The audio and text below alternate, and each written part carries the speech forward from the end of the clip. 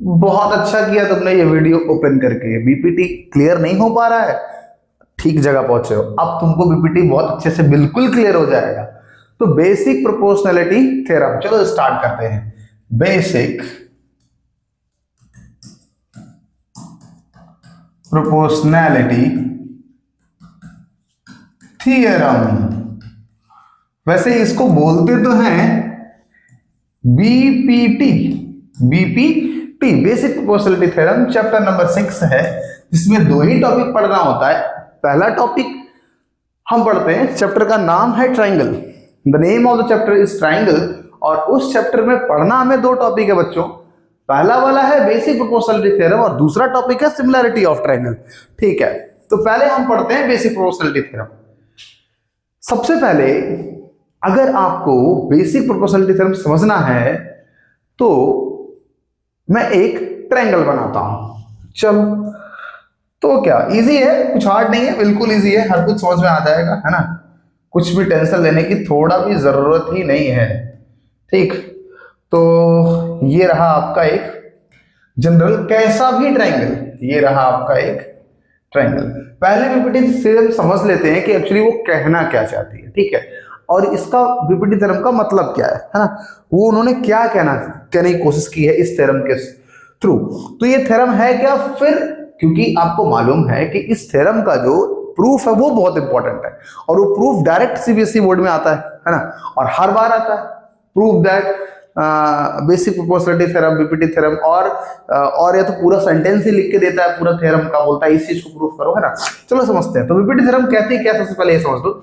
मैंने एक ट्रायंगल लिया है, triangle A B C, triangle A B C. ठीक है, ये ट्रायंगल ए बी सी है सर, तीन वर्टेक्स है, तीन साइड है, इसमें कोई डाउट नहीं, एक ट्रायंगल है। ठीक है, अब इस ट्रायंगल में मैं क्या लिखना चाहता हूं, ध्यान से सुनो। इफ, बगल बगल में लिखता भी चल रहा हूं, if a line is drawn, अगर किसी ट्राइंगल के अंदर if a line is drawn parallel to one side of triangle, अगर किसी भी ट्रायंगल में किसी एक साइड के पैरेलल एक लाइन ड्रॉ की जाती है, ठीक है, ये बात अभी तक समझ में आ रही है, and line cuts other two sides of triangle. सबसे पहले समझ लो, फिर से समझ लो, इस बात को आराम से समझो, बहुत इजी है, कुछ नहीं, बिल्कुल एकदम आसान चीज है। क्वेश्चन कह रहा है आपके पास एक ट्राइंगल है, कैसा भी ट्राइंगल है, किसी भी तरह का दिखने वाला ट्राइंगल है, and if a line is drawn parallel to one side of a triangle and line cuts other two sides of a triangle. हमें एक ऐसी लाइन ड्रॉ करनी है जो ट्राइंगल के कितनी साइड है भाई, देखो तीन साइड है, तीन में से किसी भी एक साइड के पैरेलल वो लाइन जानी चाहिए, किसी भी एक साइड के पैरेलल जानी चाहिए। सर अगर आप किसी भी एक साइड के पैरेलल कोई लाइन ड्रॉ करेंगे उस केस में तो होगा ऐसा, सपोज मैंने बीसी के पैरेलल ड्रॉ की, तो ये इस तरह से लाइन जाएगी, क्योंकि अब ये लाइन बीसी के पैरेलल है, अब ये लाइन बीसी के पैरेलल जा रही है, साइड बीसी के पैरेलल जा रही है, और and line cuts other two sides of a triangle, और ये जो लाइन है क्योंकि बीसी के पैरेलल है तो ये दोनों ए बी और एसी क्या हुई, अदर टू साइड हुई, और अदर साइड टू साइड्स को कट कर रही है। कहां पर कट कर रही है, पॉइंट डी और एफ पर, डी और ई पर। ट्राइंगल एबीसी है, ट्राइंगल एबीसी के अंदर एक साइड बीसी है, इस बीसी साइड से पैरेलल एक लाइन डी ड्रॉ की गई, जो लाइन साइड एबी और एसी को अलग अलग पॉइंट पर कट करते हुए जा रही है। The condition is only that DE is parallel to BC. सिर्फ ये खास बात है कि जो डी लाइन है वो बीसी से पैरेलल है बस, ठीक है। देन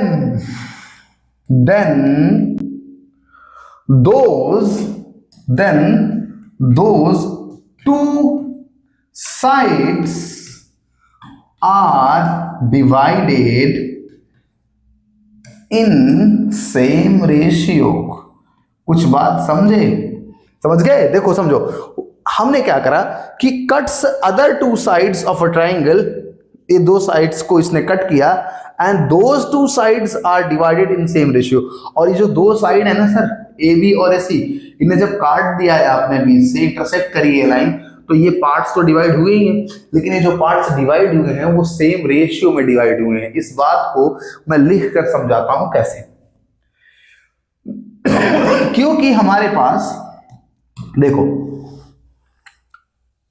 देखो देखो देखो, क्योंकि हमारे पास जब इस लाइन ने इन दो साइड को कट किया तो हमारे पास चार चीजें निकाली हैं। एडी उसी में आगे, उसी में आगे बीडी पार्ट, ठीक है, एक ये हो गया पेयर, फिर ए और ईसी, ठीक। एसी वाली लाइन को ए ईसी में डिवाइड किया, एबी वाली लाइन को एडी डीबी में भी डिवाइड किया। किस लाइन ने? डी लाइन ने।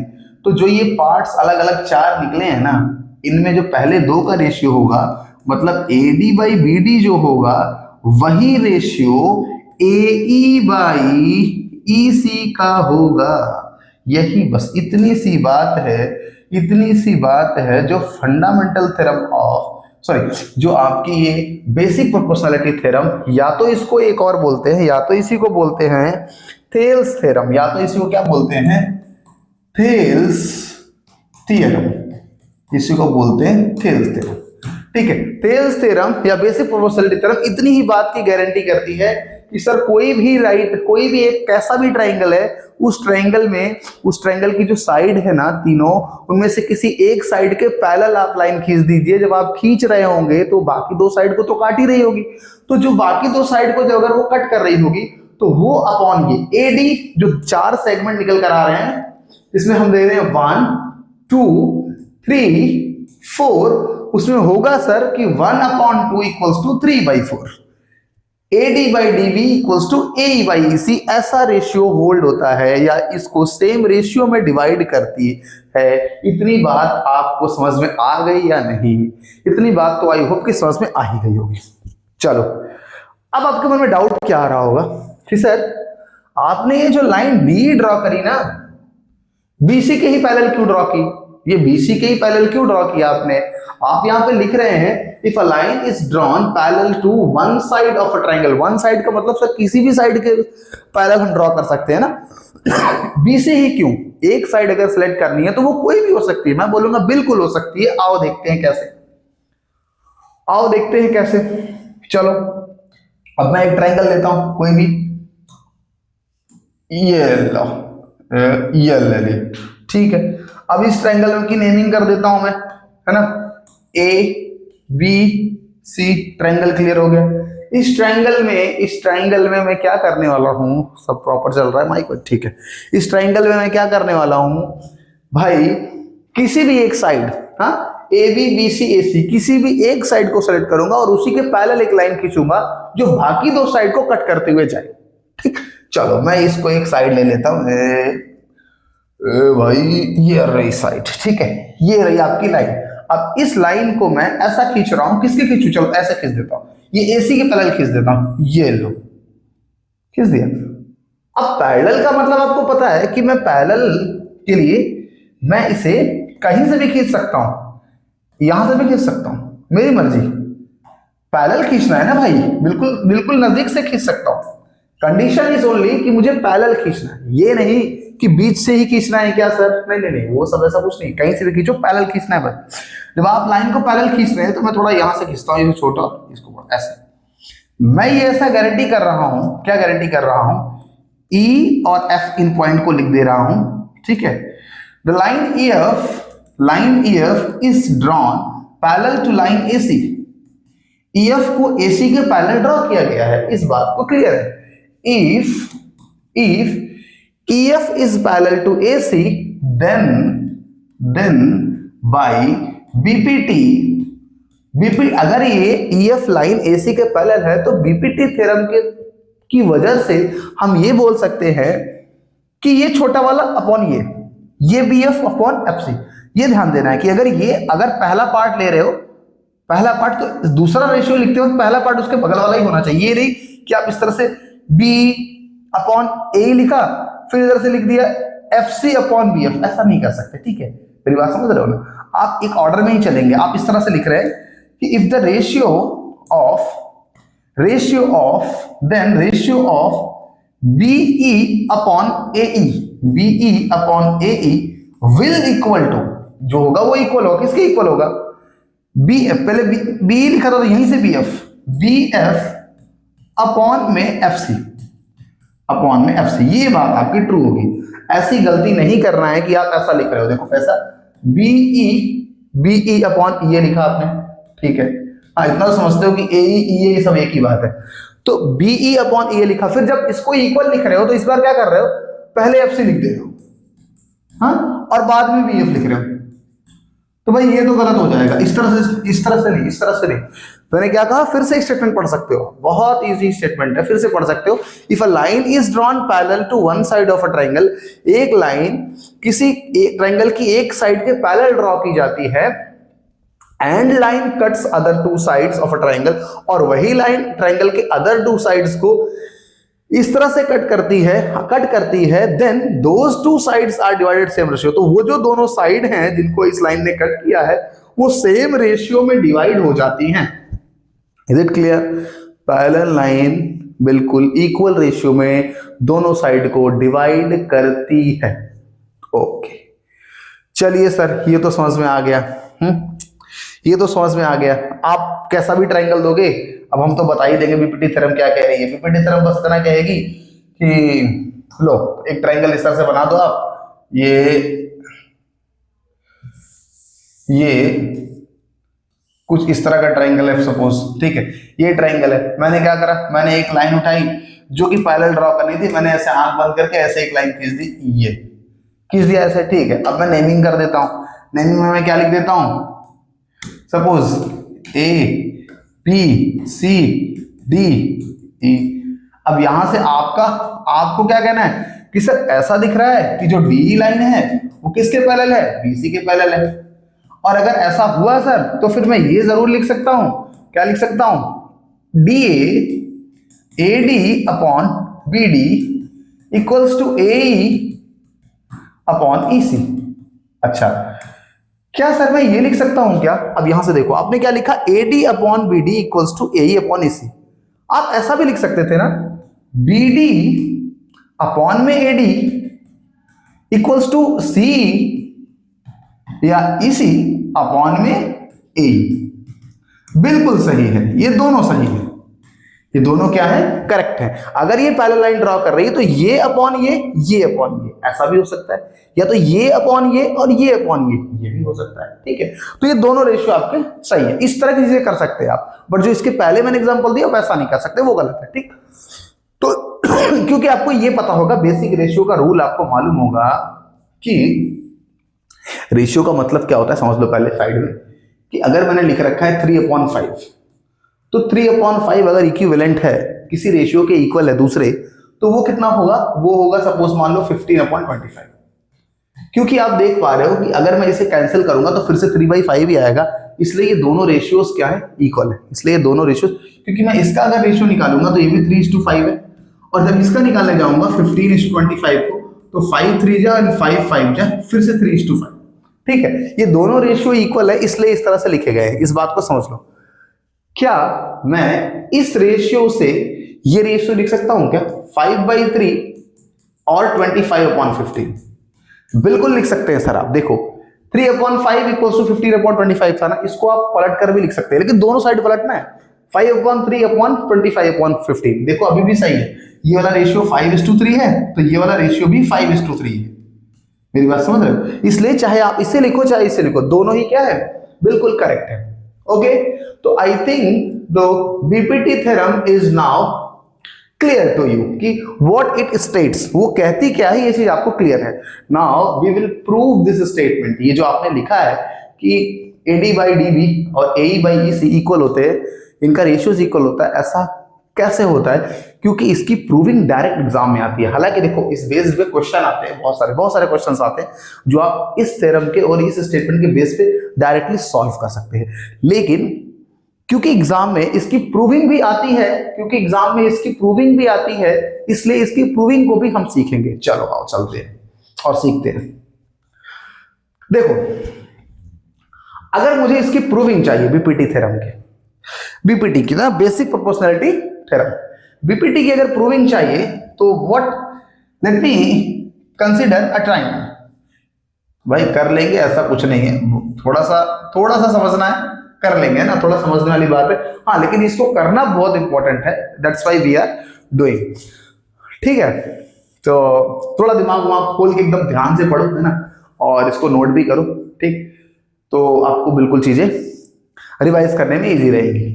और चीजें प्रैक्टिस की है, सब कुछ प्रैक्टिस का है, जितना प्रैक्टिस करोगे उतना ज्यादा अच्छे से आपको क्लियर हो जाएगा। ठीक, अच्छा, तो मैंने जैसे कि सर आपने ये क्या करा है, एक ट्राइंगल ले लिया है, ट्राइंगल की पहले नेमिंग कर देते हैं। ट्राइंगल का नेम जो है that is triangle A B C. Okay, A B C. अब एक लाइन पैरेलल ड्रॉ कर लेते हैं। The parallel line is, suppose this is a parallel line. Okay, this is a parallel line. Then what we can have, the thing is, हाँ, तो ये line parallel है किसके, बीसी के। This is known as D and E. ये point आपका D हो गया और ये पॉइंट आपका क्या हो गया, ई हो गया। अब आपको ये मालूम है, क्या मालूम है, ये मालूम है कि सर अगर मैं गिवन, अगर इस स्टेटमेंट में देखो कि मुझे दिया क्या हुआ है, मुझे दिया क्या हुआ है। एक मिनट, मैं इसकी स्लाइड को चेक कर लेता हूं कितनी जगह है अपने पास, क्योंकि इसमें लिखना ज्यादा होगा हम लोगों को ना। ठीक है, तो ट्रायंगल ए बी सी, और इसमें गिवन हमारे पास की क्या, हमारे पास अभी अवेलेबल है, तो हमारे पास अवेलेबल ये है कि ट्रायंगल ए बी सी है, जिसमें गिवन में है कि डी जो लाइन है that is parallel to B C, वो बी सी के पैरेलल है। ठीक है सर, इतना समझ गए। ठीक है, तो दिया हुआ है। अच्छा, हाँ, तो हमें प्रूफ क्या करना है, D is parallel to B C, है ना, एंड टू प्रूव लिखो कि हमें प्रूफ क्या करना है। We need to prove that AD by DB, AD by BD is equals to AE by EC, AE upon EC। भाई देखो, ये चीज हमें प्रूफ करनी है, ये हमें क्या करना है, प्रूफ करना है कि अगर ये लाइन D BC के पैरेलल है सर, तो फिर ये वाला रेशियो ट्रू होता है। ऐसा भी बीपीटी कहता है, बेसिक प्रोपोर्शनैलिटी थ्योरम और थेल्स थ्योरम इस तरह की चीजें कहती है, तो उसको हम प्रूफ कैसे करेंगे, तो ये चीजें हमने प्रूफ में लिख दिया, टू प्रूव। अच्छा, अब before starting the proof of this theorem, let me give you few important things which helps you to understand the proof of this theorem. ठीक है, कुछ ऐसी चीजें बता रहा हूं मैं जिसका हम बार बार जिसका यूज करेंगे इसको प्रूफ करते हो, तो वो आप क्लियर होनी चाहिए, तो उसको मैं समझा देता हूं। पहले सबसे पहली चीज ये है जो उसको समझनी है कि किसी भी ट्रायंगल के अंदर एल्टीट्यूड क्या होता है। पहले आप समझ लो एल्टीट्यूड क्या होता है और एरिया कैसे फाइंड करते हैं। आपके पास सपोज ये ट्रायंगल है, इस तरह का कोई ट्रायंगल है। एक मिनट, ये ट्रायंगल तो हटा ही दो, तो राइट एंगल ट्रायंगल है। ठीक है, मैं खुद बनाता हूं triangle, let me draw triangle. Okay, तो इस तरह का you have a triangle like this which is name of this triangle ABC। अगर मैं बोलता हूँ area of triangle ABC, area of triangle ABC कैसे निकलता है, तो आपको मालूम है, 7th में भी पढ़ा है, कई बार पढ़ाई चीजें, कि सर इसका जो बेसिक फॉर्मूला होता है half base into height. Area निकालने का सीधा formula half base into height triangle के अंदर होता है। आप जो भी बेस सिलेक्ट करते हैं, बेस का मतलब एल्टीट्यूड, बेस का मतलब एल्टीट्यूड। ठीक है, आप जो भी बेस सिलेक्ट करते हैं ट्रायंगल का जो भी बेस सिलेक्ट करते हैं, सपोज मैंने लिखा हाफ, बेस मैंने ले लिया BC, बेस मैंने ले लिया BC, तो मुझे BC के करस्पॉन्डेंस में मतलब BC के सामने जो वर्टेक्स है वहां से एक लाइन चाहिए जो कि 90 डिग्री पर BC पर आती है, और उस लाइन की मुझे लेंथ चाहिए होती है, सपोज A, तो length of A is height of this altitude of this triangle corresponding to the base BC। ठीक है, इस बेस BC के करस्पॉन्डेंस में जो हाइट है इस ट्रायंगल की वो A है, तो इस तरह से होता है हाफ बेस इनटू A। अच्छा ठीक है सर, ये तो बात समझ में आ गई, लेकिन ये बताइए सर कि अगर इसी ट्रायंगल में हमने बेस ए बी को लिखा होता, बेस ए बी माना होता, क्योंकि बेस कुछ भी हो सकता है, तो मैं इस तरह से लिखता हाफ बेस ले रहा हूं ए बी, बेस ले रहा हूं ए बी, तो क्या एल्टीट्यूड फिर से ए ही होता? बिल्कुल नहीं, एल्टीट्यूड ए ही नहीं होता। फिर से आपको इस बेस ए बी के करस्पॉन्डेंस में इस वर्टेक्स से 90 डिग्री चाहिए, हाँ, जिसे हम बोलते हैं, मान लो सीपी बोला, तो फिर यहां पे मुझे सीपी लिखना होगा। मेरी बात समझ गए? और इन दोनों से जो एरिया निकल कर आएगा वो सेम होगा, क्योंकि एरिया तो चेंज होगा नहीं, ठीक है। तो इस तरह से हम एरिया फाइंड करने के लिए हमें कौन से किस बेस को सिलेक्ट कर रहे हैं उसके करस्पॉन्डेंस में हाइट चाहिए होती है ट्रायंगल का एरिया निकालने के लिए। चलो ये बात तो क्लियर हो गई। अब दूसरी बात जो कि क्लास 9th में हमने पढ़ी नहीं है ना, थी पहले थी, अब सिलेबस से हट चुकी है, तो अब कोई उसको उस चैप्टर को पढ़ाता नहीं है, तो कोई भी टीचर नहीं पढ़ाता, तो वो चीजें बच्चों को नहीं मालूम होती, बट उसका एक यूज है बहुत इंपॉर्टेंट। आओ मैं उसको देख लेता हूं और आप भी समझ लो इस चीज को। बस डायरेक्ट इसे बस इतना समझना है कि हाँ ऐसा होता है ना, बाकी और तो चीजें अब जरूरत नहीं है उसकी आपको। तो सपोज आपके पास एक लाइन है, हाँ, और दूसरी एक और लाइन है, ठीक। मैं बोलता हूं कि लाइन आपकी, लाइन जो ये ए बी है और ये सी डी है, ये आपस में पैरेलल है, ये दोनों लाइन आपस में क्या है? पैरेलल है। अगर ये दोनों लाइन बेटा पैरेलल है, ए बी और सी डी पैरेलल है, और इसी पैरेलल पर अगर कोई इस तरह के दो ट्रायंगल बन रहे हैं, कैसे बन रहे हैं दो ट्रायंगल? मान लेता हूं कि मैं एक पॉइंट ये रहा, एक पॉइंट ये रहा, इस दोनों पॉइंट को बोल देता हूं मैं पी क्यू, ठीक है। तो ये बेस मान लेता हूं किसी ट्रायंगल का, ये बेस है, इस बेस से एक ट्रायंगल बना इस तरह से, चलो जिसको बोला मैंने पी क्यू आर, क्या बोला? P Q are. अब इसी बेस से एक और ट्रायंगल बन रहा है, पी क्यू तो ठीक है, ये कुछ इस तरह से बन रहा है, हाँ ऐसा। बेस सेम है, बेस फिर से पी क्यू है, बेस फिर से पी क्यू है, वही जो दूसरे ट्रायंगल पहले वाले ट्रायंगल का था, ट्रायंगल 1, और ट्रायंगल 2 में अगर बन रहा है तो वही बेस पी क्यू है। यहां पर लिख रहा हूं मैं सपोज एस। तो हमको दो ट्रायंगल हमारे पास है, एक ट्रायंगल पी क्यू आर है और दूसरा ट्रायंगल है ट्रायंगल पी क्यू एस, ठीक है। देखो ये जो दोनों ट्रायंगल हैं, triangle P Q R yellow वाला triangle, triangle P Q S आपका पर्पल वाला ट्रायंगल, दोनों ट्रायंगल जो है उनका बेस पी क्यू सेम है, बेस क्या है? सेम है। अगर कोई ऐसा ट्रायंगल सेम बेस पर बनता है, जिनका बेस सेम होता है और बिटवीन द पैरेलल लाइंस होते हैं, वो बिटवीन द पैरेलल लाइंस होते हैं, तो ऐसे ट्रायंगल का एरिया हमेशा इक्वल होता है, एरिया हमेशा इक्वल होता है। ये दो पैरेलल लाइन के बीच में ट्रायंगल बना हुआ है, ये जो पैरेलल लाइन जा रही है उसके बीच में ट्रायंगल बना हुआ है, तो और इस ट्रायंगल का जो बेस है वो दोनों सेम है।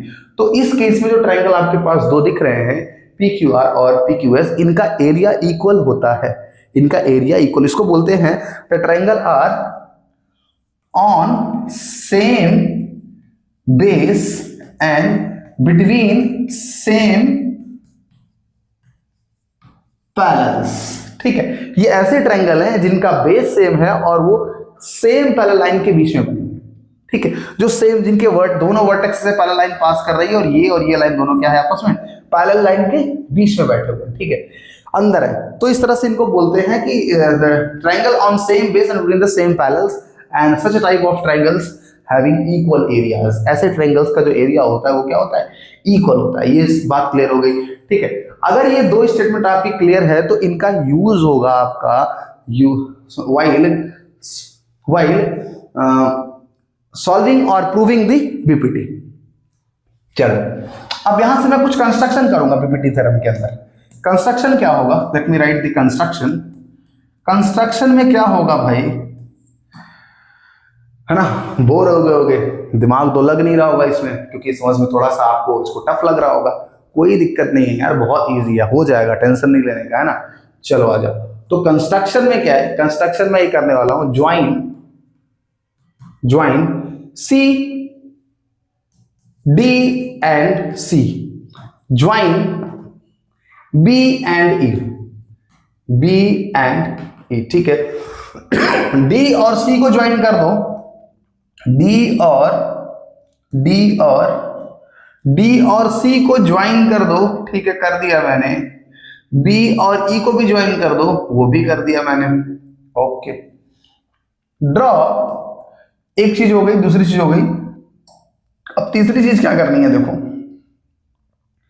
द थर्ड थिंग्स, पहली एक चीज, दो चीज, तीसरी क्या करनी है, draw perpendicular on A B from E, point E से साइड ए बी पर एक परपेंडिकुलर ड्रॉप करो, 90 डिग्री का परपेंडिकुलर ड्रॉप करो। ठीक है, कैसे, इस तरह से।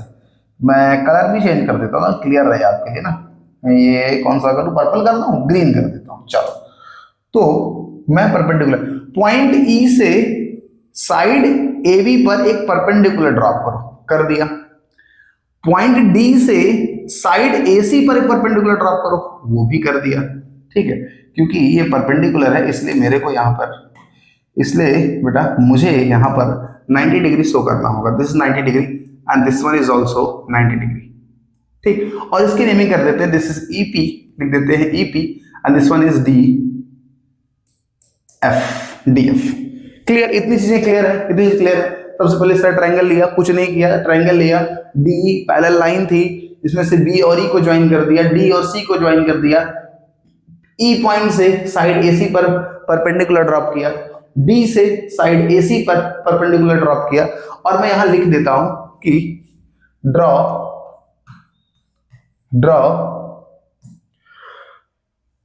PE perpendicular to A B, हाँ, एंड डीएफ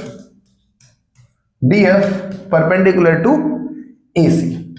ओके, ये चार चीजें कर दी हमने। अब प्रूविंग करते हैं, अब स्टार्ट करते हैं अपनी प्रूविंग। प्रूफ में कुछ भी नहीं है, बहुत इजी है, टेंशन की बात ना लो। अब आपके मन में ये आ रहा होगा, सर ये क्या कर रहे हो भाई, जो मर्जी इसको ज्वाइन कर दिया, इसको परपेंडिकुलर ड्रॉप कर दिया, ये सब कुछ बात समझ में आ नहीं रही, खुद से सब कुछ कर रहे हो, क्यों कर रहे हो, कुछ पता ही नहीं चल रहा है ना। बिल्कुल पता चल जाएगा, बस थोड़ा सा सब्र रखो और आपको क्लियर हो जाएगा कि ये क्यों किया गया, इसको ज्वाइन क्यों किया गया, इसको परपेंडिकुलर ड्रॉप क्यों किया गया, ये सब चीज क्लियर हो जाएगी। ये जितना कंस्ट्रक्शन होना था हो गया अपना। Triangle A B A D E, area of triangle A B D, मुझे ये बताओ area of triangle A D E, A D E triangle का जो एरिया होगा ना, ट्रायंगल ए डी, अच्छा मैं ए डी ई ट्रायंगल को कलर अलग दे देता हूं so that you can easily understand. देखो ए, ये हो गया आपकी साइड ए डी, ये हो गई साइड आपकी ए, क्लियर है, और ये रहा डी। तो ये जो ट्रायंगल है, इस ट्रायंगल का एरिया अगर मुझे लिखना है, area of triangle A D ई, जो कि क्लियर विजिबल है पिंक कलर में, तो हाफ, अगर इसका बेस बोलता हूं मैं ए डी, हाँ, तो इसकी हाइट क्या होगी भाई, बेस ए डी है तो ये तो 90 डिग्री आया ही है, हाँ, और ये भी 90 डिग्री है, तो अगर बेस एडी है तो एडी बेस के करस्पॉन्डेंस में हाइट, तो मैं इसके सामने वाले वर्टेक्स ई पर जाऊंगा, और ई से जो साइड आ रही है वो ईपी है, तो मैंने लिख दिया ईपी। ठीक है, ईपी हो गया इसका एल्टीट्यूड, क्वेश्चन नंबर फर्स्ट। अच्छा सर, एरिया जो ट्रायंगल एडीई का है उसे एक तरह से और लिख सकते हैं, that is what, half base जो है, इस बार मैं ए लेता हूं, अगर मैं बेस ए ई लेता हूं तो इस केस में सर, अगर बेस ए ही है तो इसमें हाइट क्या होगा, डी से आएगा एफ पर, तो ये हो गया आपका डी एफ, ये हो गया altitude, equation number second. Now अब मुझे बताओ, अब मैं आपको दो ट्रायंगल दिखा रहा हूं, है ना, जिनको हमने ज्वाइन करके बनाया है, ठीक, और वो ट्रायंगल है आपके, इस कलर में ले लेता हूं मैं।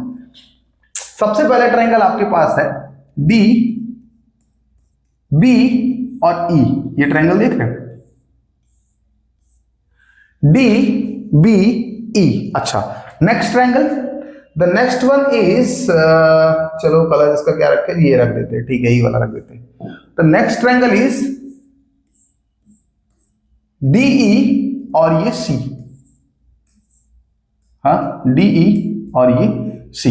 ये दो ट्रायंगल देखो बेटा, इन दोनों ट्रायंगल का जो बेस है वो डीई है, बेस क्या है, सेम है, डीई है, और जो पैरेलल लाइंस हैं वो डीई और बीसी हैं, डीई और बीसी पैरेलल लाइन के बीच में ये ट्रायंगल आपका है जिसका बेस डीई है, तो फिर से इन दोनों ट्रायंगल का जो एरिया होगा ना वो सेम होगा। ठीक, तो पहले एरिया लिख तो लेते हैं, फिर वो बात की बात है। Area of triangle B DE, B DE half.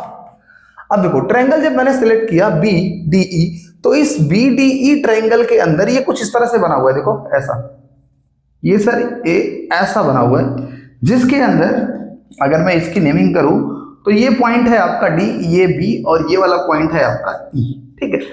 और इस ट्रायंगल का इफ आई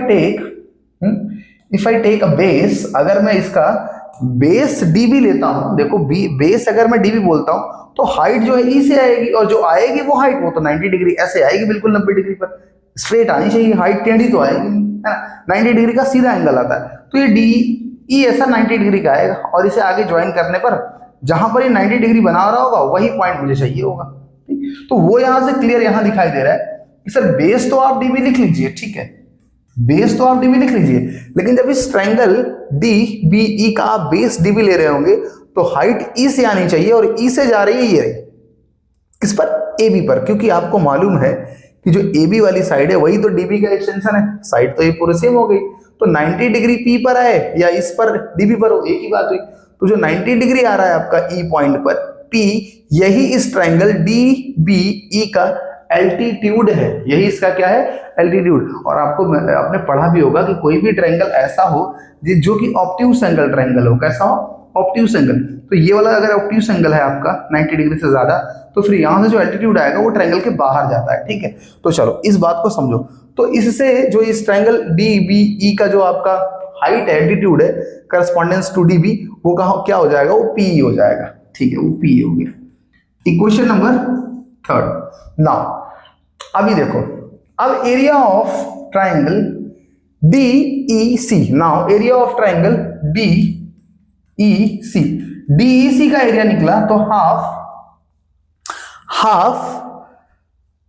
DEC में अगर बेस हम EC लेते हैं, अगर बेस अपना EC होता है तो सर हाइट क्या होगी, EC के करस्पॉन्डेंट D से आनी चाहिए हाइट, D से कहां जा रही है, F पर, तो ये रही हाइट। तो इस ट्रायंगल का जो एल्टीट्यूड है वो आपका DF है, कितना है, DF है, ट्रायंगल से बाहर जाएगा DF।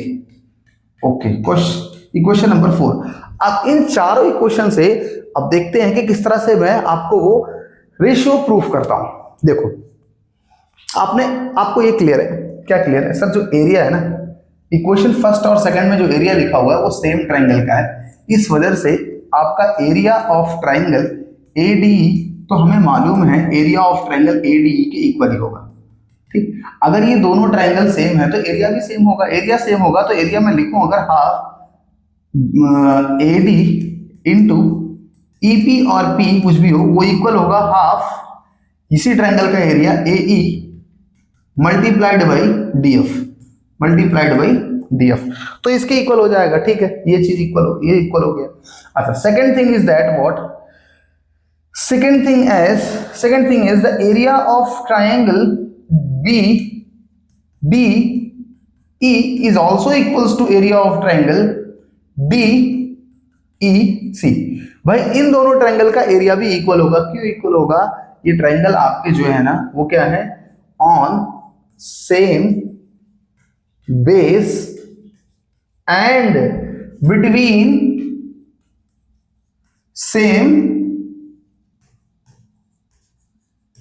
पैरेलल, ये सेम पैरेलल लाइन और सेम बेस पर है, आप इसे देख सकते हो कि भाई इनका बेस भी सेम है D, और जो पैरेलल लाइन है उनके दोनों के पैरेलल लाइन बीच में ट्रायंगल, ये दोनों सब वर्टेक्स को टच करते हुए इस तरह से जा रहे हैं, तो ये ठीक है, पैरेलल लाइन के बीच का ट्रायंगल है और इसका बेस भी सेम है, इसलिए इनका एरिया क्या होगा, इक्वल होगा, इसलिए हमने ये चीज यहाँ पे लिख दी। तो ये दो स्टेटमेंट आपको क्लियर है, पहली चीज की इनका एरिया इक्वल होगा, दूसरी चीज इनका एरिया इक्वल होगा, है ना, और अगर ये एरिया दोनों इक्वल थे तो ये स्टेटमेंट इक्वल हो जाएगी, और ये स्टेटमेंट अगर इक्वल हो गई तो we can write this as equation 5। इसलिए मैं बोल सकता हूं कि ये वाली स्टेटमेंट इक्वेशन 5 है ना, और ये दोनों अगर एरिया इक्वल है तो फिर इसका भी लिख लेते हैं हम, दैट इज व्हाट, हाफ भाई DBE का एरिया क्या है, half BD multiplied PE is equals to half EC multiplied DF। तो ये भी क्लियर है, equation number 6। Now it is clear that equation number 5 और 6 आपको बिल्कुल क्लियर दिखाई दे रही है, और if we divide the equation 5 by equation 6, जैसे ही हम इक्वेशन 5 से इक्वेशन 5 को 6 से डिवाइड करते हैं, आपका जो स्टेटमेंट वो क्लियर आ जाने वाला है। देखो कैसे, हाफ, यहां लिख दो divide equation 5 by equation 6। Equation 5 को डिवाइड करो, half AD multiplied EP equals to half AE multiplied DF। भाई ये स्टेटमेंट लिख दिया। अब जब इसको डिवाइड करने का मतलब, अगर मैं इस पूरी इक्वेशन को इस इक्वेशन से डिवाइड कर रहा हूं तो LHS में डिवाइड करेगा, RHS में डिवाइड करेगा, तो यहां से डिवीजन का साइन लग जाएगा और ये नीचे आ जाएगा, half BD divide P equals to half EC multiplied DF। अब देखो, EP cancel, half cancel, half cancel, DF cancel, और बच क्या रहा है? जो बच रहा है वही तो प्रूफ करना है। AD अपॉन में BD equals to AE upon में EC, यही तो प्रूफ करना है। अच्छा, ये तो डाउट आपको होना नहीं चाहिए, सर आपने डिवाइड क्यों किया? भाई दो इक्वेशन है, उनको आपस में डिवाइड, ऐड, सब्ट्रैक्ट, ये सब तो कर ही सकते हैं। ये भी अपने आप में एक इक्वेशन है, फिर 5 और इक्वेशन 6 भी अपने अपने इक्वेशन है, तो ये दोनों इक्वेशन आपस में डिवाइड हो सकती हैं। ये हमारा मैथ्स का बेसिक रूल है। आपस में इन्हें डिवाइड भी कर सकते हैं, मल्टीप्लाई भी कर सकते हैं, ऐड भी कर सकते हैं और सब्ट्रैक्ट भी कर सकते हैं। तो इसलिए हमने इसको डिवाइड कर दिया, और डिवाइड करते ही हमें समझ में आ गया कि अब sir AD by BD equals to AE by EC है, क्योंकि बाकी चीजें कैंसिल हो जा रही हैं। और यही हमें क्या प्रूफ करना था? तो हेंस इट इज प्रूव्ड, है ना। AD by BD, AE by EC, तो बहुत ही सिंपल है, कुछ खास नहीं है। बस आपको ये फोकस करना है जब इसको प्रूफ कर रहे हो, तो आपके पास ट्राइंगल ABC होगा। ट्राइंगल ABC में आपको ट्राइंगल ADE का एरिया 2 बार निकाल लेना है, ठीक है, और एक बार बेस सेलेक्ट करना है AD, दूसरी बार बेस सेलेक्ट करना है A। और सेकंड केस में you have to select triangle DBE, जिसका बेस आपका BE है, और अगले केस में ट्राइंगल DEC, जिसका बेस फिर से DE है, और दोनों ट्राइंगल के एरिया इक्वल होंगे, क्योंकि ये triangle between same parallel and on same base, ये इसका बेस सेम है और सेम पैरेलल के बीच में ये ट्राइंगल है, तो इनका एरिया इक्वल होता है, तो उस थ्योरम से इनका एरिया इक्वल हो जाएगा। अच्छा, अगर इस चीज में कोई भी डाउट आ रहा है कि सर ये तो ट्राइंगल DBE है, तो इसका ये एल्टीट्यूड PE क्यों बन रहा है? ये तो ट्राइंगल ADE का एल्टीट्यूड था, तो इस ट्राइंगल DBE का एल्टीट्यूड कैसे बन गया PE? तो समझ लो ये बात को, फिर से मैं इसे समझा दे रहा हूं कि एल्टीट्यूड में क्या होता है। अगर आपके पास ट्राइंगल कुछ इस तरह का है, जिसको मैं बोलता हूं ABC, तो अगर मैं BC साइड से एल्टीट्यूड चाहिए तो 90 डिग्री ऐसे आना है, ये तो ठीक है, अंदर रहेगा इसका। लेकिन अगर ट्राइंगल आपका एक ऑब्ट्यूस एंगल, ये इस तरह का ट्राइंगल है, हाँ, जिसमें ये साइड A हो गई और ये आपकी B हो गई, ये C हो गई। अगर मैं इस केस में बेस BC को सिलेक्ट करता हूं और मुझे एल्टीट्यूड चाहिए A से, तो भाई एल्टीट्यूड ऐसे तो आएगा नहीं, क्योंकि यहाँ पर 90 डिग्री, ऐसे कोई टेढ़ी लाइन तो 90 डिग्री बनाती नहीं, तो एल्टीट्यूड को आने के लिए ऐसे सीधे आना होगा। कैसे आना होगा? 90 डिग्री ऐसे। तो ये BC साइड आगे एक्सटेंड करेगी, ठीक है, कहीं भी किसी पॉइंट तक F तक, तो ये एल्टीट्यूड बाहर रहेगा, और इसे जो भी नेमिंग करेंगे AP, तो इस AP को हमें इस ट्रायंगल ABC का एल्टीट्यूड बोलना पड़ेगा। वही चीज यहां पर हो रही है कि ट्रायंगल BDE है, क्योंकि ये एक ऑब्ट्यूस एंगल ट्रायंगल है, इसलिए इसका एल्टीट्यूड बाहर जा रहा है PE, इसलिए हमें इसका एल्टीट्यूड PE लेना पड़ रहा है, ठीक है। Similarly the altitude DF is taken for the triangle DEC, ठीक है, DEC के लिए DF एल्टीट्यूड लेना पड़ रहा है, ठीक। तो और उसके बाद इन ट्रायंगल का एरिया को, इन ट्रायंगल के एरिया को मेंशन करके आपस में डिवाइड करना पड़ रहा है, और after that you are getting the same ratio, ठीक है। तो इस तरह से ये रेशियो मिल जा रहा है आपको। Now this is the proof of this BPT, basic proportionality theorem. और एक चीज और समझ लो आप, जो बेसिक प्रोपोर्शनलिटी थ्योरम के बारे में आपको समझनी है, दैट इज व्हाट, कि if you have a triangle and a line is drawn parallel to one side of triangle, then other two sides are divided in same ratio, ठीक है। ये बात तो समझ में आ चुकी है बिल्कुल अच्छे से। हम ये तो लिख सकते हैं सर, ये तो हम इजीली लिख सकते हैं कि सबसे पहली चीज ये कि if DE is parallel to BC, तो इट मींस दैट कि सर AD by BD या DB जो भी है equals to AE by EC है, AE by EC है। ये बात तो समझ में आ जाती है, लेकिन अभी दो रिजल्ट और पेंडिंग है जो इसी चीज से निकल कर आएंगे, है ना। दो रिजल्ट और हैं जो इस रिजल्ट से आगे सॉल्व करके निकाले जा सकते हैं, वो इंपॉर्टेंट है, वो डायरेक्ट यूज किए जाते हैं। That is why I am writing those two results also, ठीक है। उन दो रिजल्ट को भी मैं लिख दे रहा हूं। वो उसमें क्या है, अभी तक तो आपने ये छोटा और ये भी छोटा मान लो, AD by DB और AE by EC किया। अब एक रिजल्ट में ये लिखने चल रहा हूं, that is what, that is AD, देखो सबसे पहले ये पूरी साइड AB अपॉन में DB equals to AC upon में EC। कुछ समझे? पहले सबसे पूरी साइड AB लिखेंगे, फिर ये छोटा DB, फिर ये AC लिखेंगे, फिर अपॉन में EC लिखेंगे। ये रिजल्ट भी इसी रिजल्ट से प्रूफ किया जा सकता है और ये भी ट्रू होता है BPT के लिए। BPT के लिए क्या लिख सकते हैं आप, AB upon DB equals to whole AC upon AE।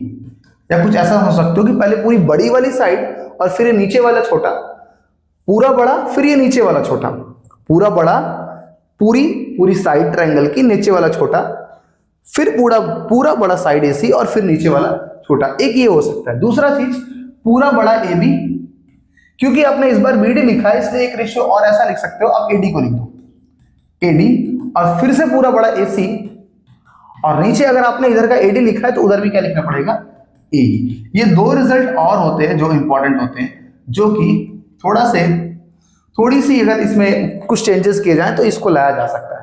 For example मैं ये लाके दिखा देता हूँ, ये वाला लाके दिखा देता हूँ। जैसे इस इक्वेशन, क्योंकि ये तो आपको पता है कि सर AD by BD जो है वो AE अपॉन EC है, ये तो ठीक है। लेकिन क्योंकि ये इक्वेशन है सर, इसलिए दोनों साइड +1 हम कर सकते हैं। और जैसे ही मैं दोनों साइड +1 करता हूं तो आप देखो AD एलसीएम लोगे, BD में मल्टीप्लाई करेगा, BD अपॉन में BD आ जाएगा, हाँ, और फिर यहां से ये EC1 में मल्टीप्लाई करेगा तो AE प्लस EC हो जाएगा और अपॉन में EC हो जाएगा।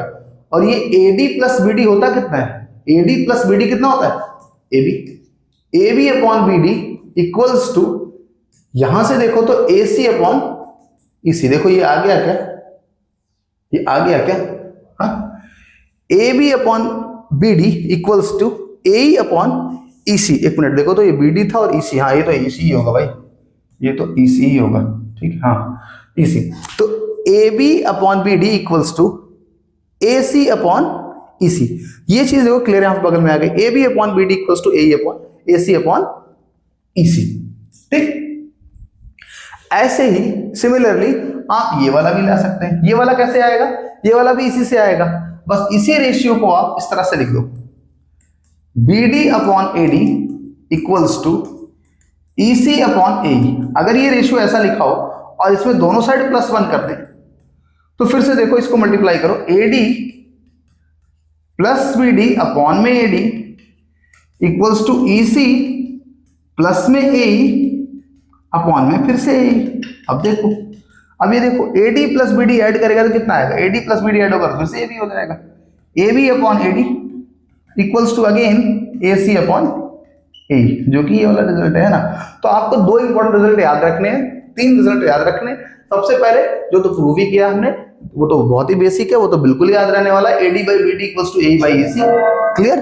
एंड अदर टू आर इनको याद करने का सिंपल तरीका ये कि सर बड़ा वाला सबसे ऊपर लिख दो AB और उसके नीचे कोई भी एक AD लिख लो या BD लिख लो, ठीक।